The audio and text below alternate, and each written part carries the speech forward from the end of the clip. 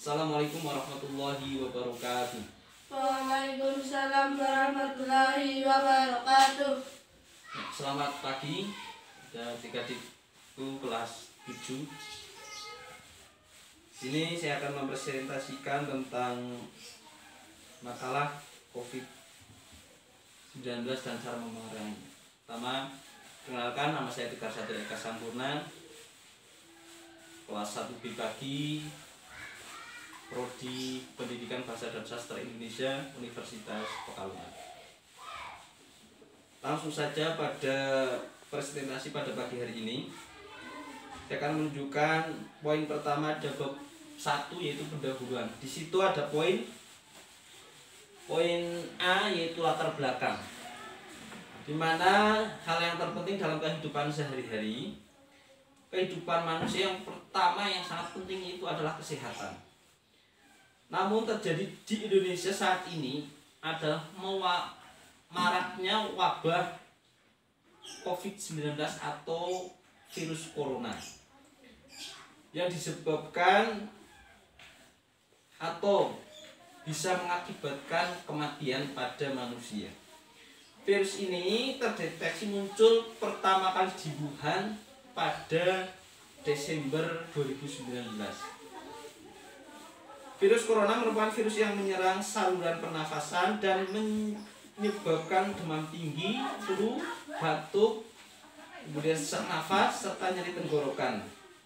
Penyebaran virus ini sangatlah cepat hingga memakan banyak nyawa di berbagai negara.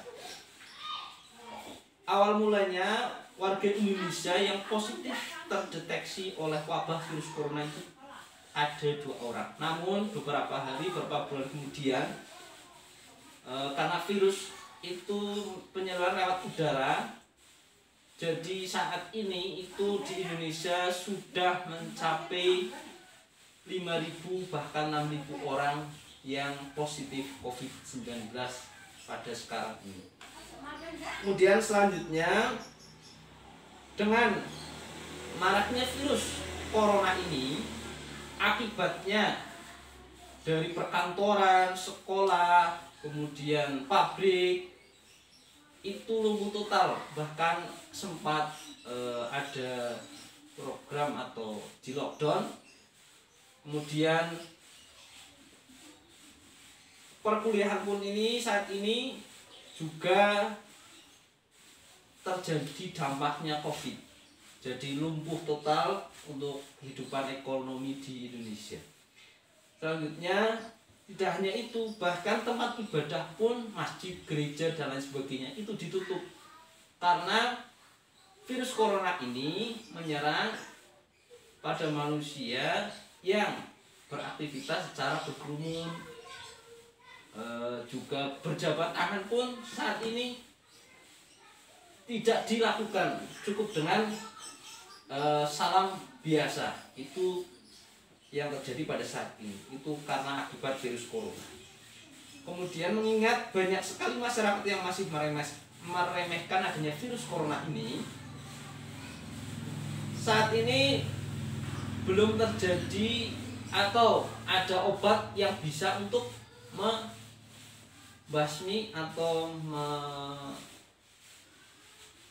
menangani virus corona ini. Kemudian sehingga perlu dikaji dalam mengenai permasalahan penanggulangan dan pencegahan pada wabah ini. Poin B, langsung saja, ini ada rumusan masalah. Kemudian di situ ada apa yang pengertian, bagaimana cara menangani, kemudian bagaimana bentuk partisipasi masyarakat. Selanjutnya poin C itu ada tujuan masalah. Tujuan masalah di situ ada 4 poin, itu untuk mengetahui proses penularan, kemudian untuk penanggulangan dan bentuk partisipasi dalam pengertian COVID. Itu dari bab pertama. Di sini bab 2 pembahasan. Pembahasan tersebut ada poin pertama A, yaitu pengertian COVID-19. COVID merupakan nama penyakit yang disebabkan oleh virus corona. Nama ini diberikan oleh WHO sebagai nama resmi penyakit ini. COVID sendiri merupakan singkatan dari Coronavirus Disease 2019. COVID ini atau virus ini itu menyerang pada saluran pernafasan, terus dengan flu, batuk, sesak nafas dan lain sebagainya. Pada manusia, corona diketahui menyebabkan infeksi pernafasan mulai dari flu biasa hingga penyakit yang lebih parah, atau yang dulu itu ada virus MERS itu, terus SARS dan lain sebagainya. Virus ini mampu mengakibatkan orang kehilangan nyawa atau berujung pada kematian. Itu sangat fatal pada kesehatan kita. Kemudian pada waktu itu Presiden Joko Widodo itu telah menetapkan status kedaruratan kesehatan masyarakat terkait pandemi virus corona sejak akhir Maret 2020 yang lalu. Ia kemudian mengeluarkan kebijakan pembatasan sosial berskala besar atau PSBB untuk menekankan penyebaran virus corona ini. Selanjutnya di situ ada poin B juga. Poin B itu menerangkan proses penularan. Menularnya COVID-19 membuat dunia menjadi resah, termasuk di Indonesia ini. COVID-19 merupakan jenis virus yang baru sehingga banyak pihak yang tidak atau belum mengetahui cara menanggulanginya, cara memberantas COVID-19 ini.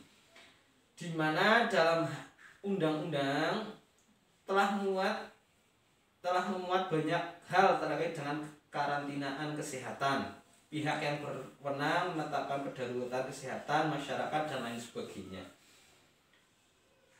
Caranya dari orang yang terinfeksi virus corona ke orang yang sehat, penyakit menyebar melalui tetesan kecil yang keluar dari hidung atau mulut ketika mereka terinfeksi virus bersin atau batuk. Itu bisa, tetesannya itu bisa menular apabila cairan itu menempel kepada orang di antara kita. Selanjutnya itu ada poin C. Poin C itu cara menanggulangi atau mencegah dari COVID-19 yang benar. Seiring mewabahnya virus corona ini di berbagai negara, pemerintah Republik Indonesia itu menertibkan protokol kesehatan. Protokol tersebut dilaksanakan di seluruh Indonesia oleh pemerintah dengan dipandu secara tersurat oleh Kementerian Kesehatan.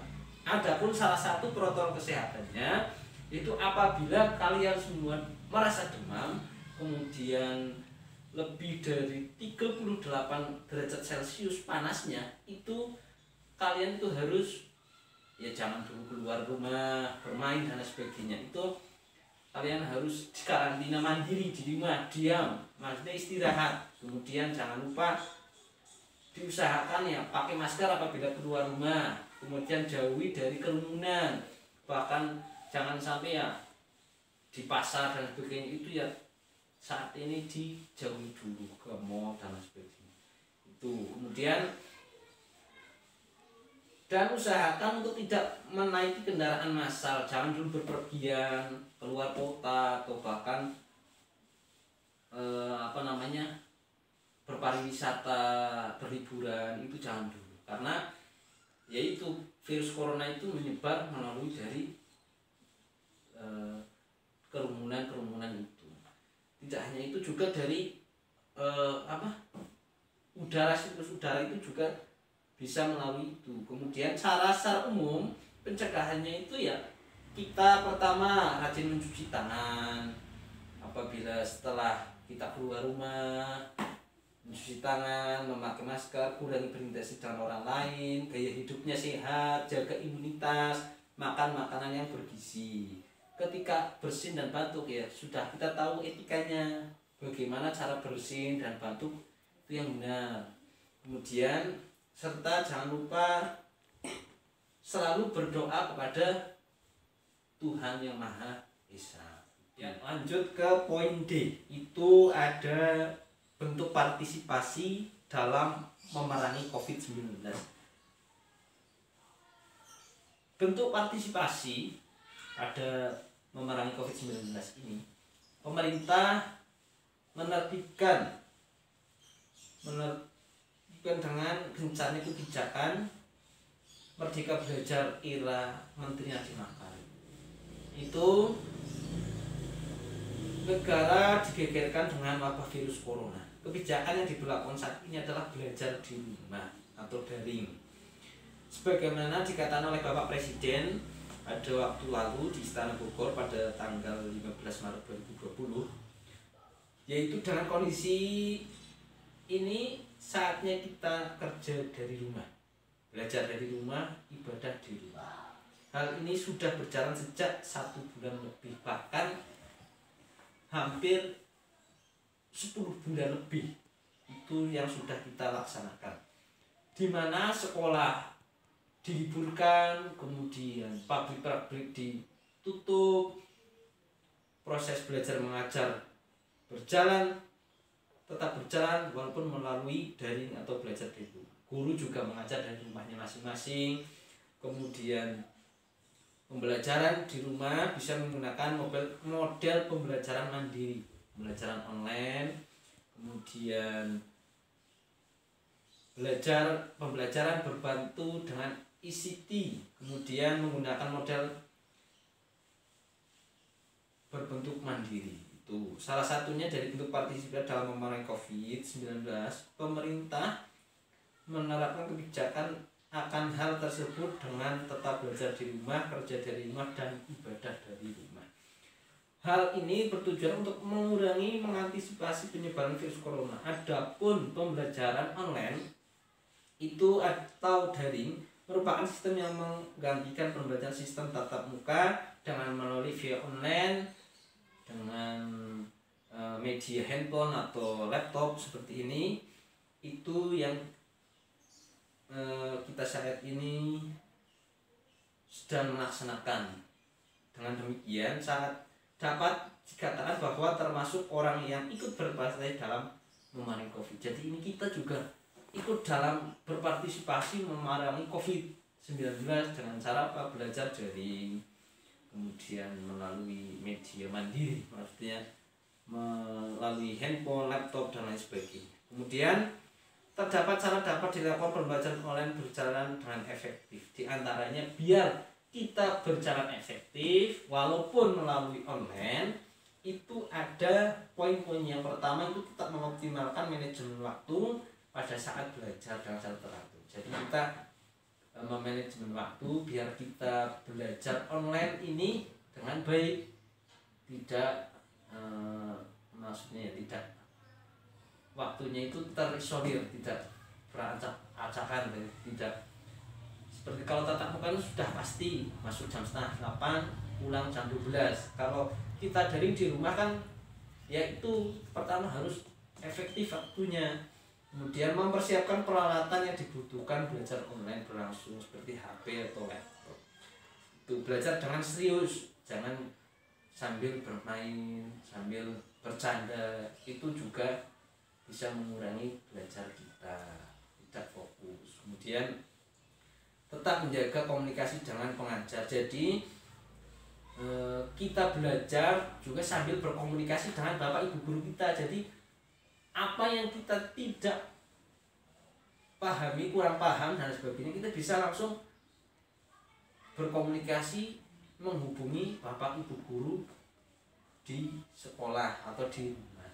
Itu biar kita belajar efektif walaupun dengan cara daring dan sebagainya. Itu. Kemudian selanjutnya yang terakhir itu ada poin bab 3 itu penutup. Di situ ada kesimpulan bahwa COVID-19 merupakan penyakit yang disebabkan oleh virus corona. Virus ini menyerang saluran pernafasan.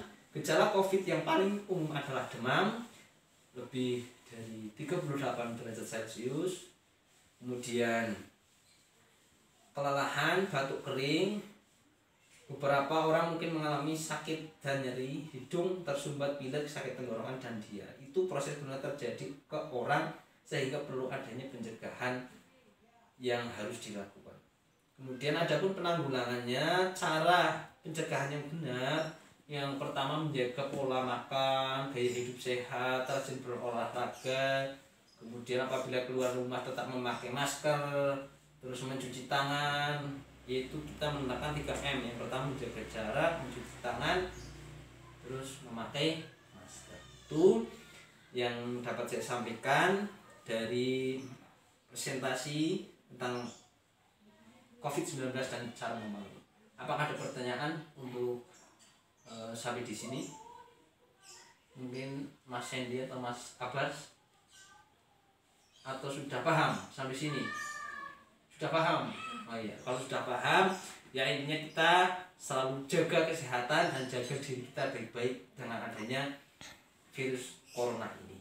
Mungkin itu dari presentasi dari saya. Apabila ada kekurangan dalam penyampaian materi, itu mohon maaf sebesar-besarnya. Apabila ada kelebihan, itu hanya dari Allah Subhanahu wa Ta'ala. Terima kasih. Sekian. Assalamualaikum warahmatullahi wabarakatuh.